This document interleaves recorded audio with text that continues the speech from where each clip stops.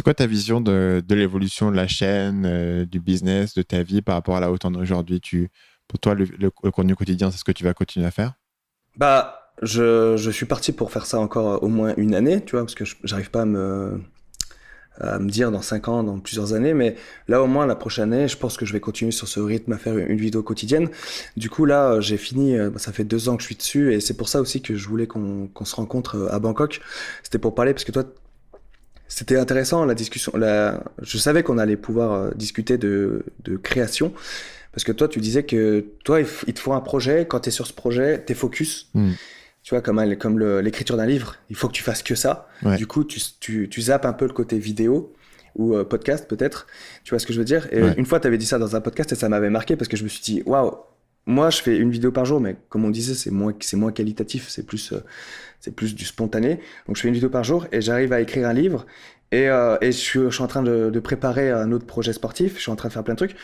Et je me dis, ça peut être intéressant de discuter avec toi parce que toi, en gros, d'après ce que j'ai compris, si tu fais focus sur quelque chose, une formation, c'est ça aussi, tu parles beaucoup des formations, quand tu es focus sur une formation, tu as tendance à un peu laisser de côté le reste. C'est toujours ton cas de toute manière. pour moi, l'effort de switcher de contexte est significatif. C'est-à-dire que si je suis plongé dans un truc, le fait de devoir arrêter ce que je suis en train de faire pour me plonger dans un autre truc, ça demande énormément d'efforts et de friction de sortir et de me replonger dans un autre élément. Et donc, j'essaye de le minimiser au maximum. Sachant que si tu es parti sur une formation qui va de toute manière prendre 3 mois à écrire et que tu passes la moitié de ton temps pendant que tu fais ça à faire des vidéos, d'un coup, ta formation prend 6 mois. Et si en plus, tu as de la friction entre les deux d'entrer et de sortir, si ça se trouve, ça t'en prend 8, tu vois. Et en plus, t'as pas ce truc de pouvoir avancer tous les jours sur ton projet. C'est pour ça que je préfère euh, alterner les projets plutôt que les faire en parallèle. Je préfère faire une formation, ensuite faire des vidéos, ensuite faire le livre, etc. Donc là, en ce moment, j'écris le livre principalement. Cette semaine, je fais des podcasts. Mais grosso modo, j'essaye de me plonger à fond sur le livre et d'avancer le plus vite possible dessus et de le boucler le plus vite possible, en sachant qu'après, je pourrais me remettre à faire des vidéos de manière régulière. Mais pour moi, alterner les deux et faire les deux en parallèle, ça fonctionne pas bien et ça devient vite stressant en fait. C'est-à-dire que Ouais. bosser sur un truc, même un projet énorme qui va prendre 3 mois de plein temps à réaliser, ça me convient bien tant que chaque jour je peux avancer dessus et je peux poser mon petit truc. Mais si tout d'un coup je dis ah non, attends, faut que je fasse ça, mais en même temps, faut que je switch sur l'autre, même si sur le papier c'est la même quantité de choses que j'ai réalisées, et on va être beaucoup plus stressé de courir dans tous les sens pour passer d'un truc à l'autre.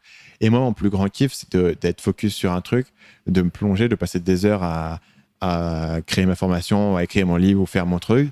Et c'est le seul truc que j'ai à faire. Et il n'y a pas ah tiens, non, en fait, il fallait que j'envoie un email de retour à l'autre personne, etc.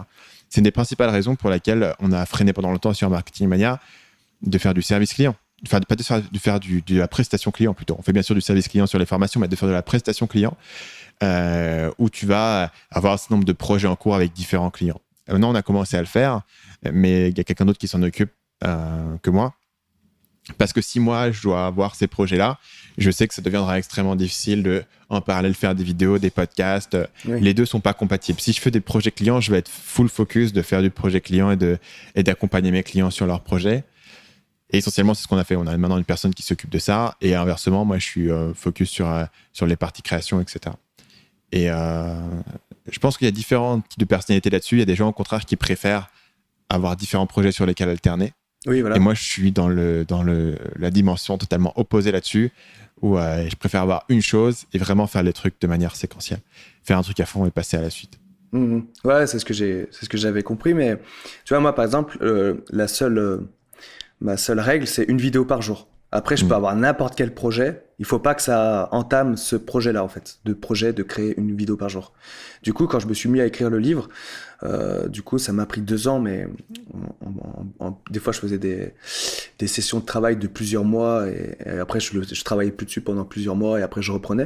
Et Il me donc, semble d'ailleurs que le livre, tu m'en avais parlé, est assez long. hier, en fait, il y a ma correctrice qui me l'a renvoyé la semaine dernière. Donc, tu sais, c'est sur Word, du coup, tu peux voir ses corrections. Et Ouais. après, tu as juste à valider ou à corriger ce qu'elle Ouais. te dit de corriger. Donc, du coup, tu vois, pour te dire un peu la frénésie, elle m'envoie ça la semaine dernière. Bon, j'ai pas pu bosser dessus la semaine dernière. Aujourd'hui, enfin hier, je me mets dessus et je regarde tout le taf qu'il y a. Il y a tout le livre à recorriger. Et je me dis, waouh, ça va me prendre trop de temps. Et donc, je commence à me dire, bah, si je fais 37 pages par jour, ça va me prendre une semaine. Je commence à réfléchir comme ça. Et mon frère, je lui dis, je pense que j'en aurai pour une semaine à peu près 3 heures par jour. Bah, j'ai commencé hier matin et le soir, j'ai fini hier soir à 16 heures. Et je me suis pas levé de ma chaise. J'étais à fond à corriger. Mon frère, il me dit, mais prends une pause. Je fais, non, j'ai même pas bu, j'ai rien fait, j'ai fait que ça.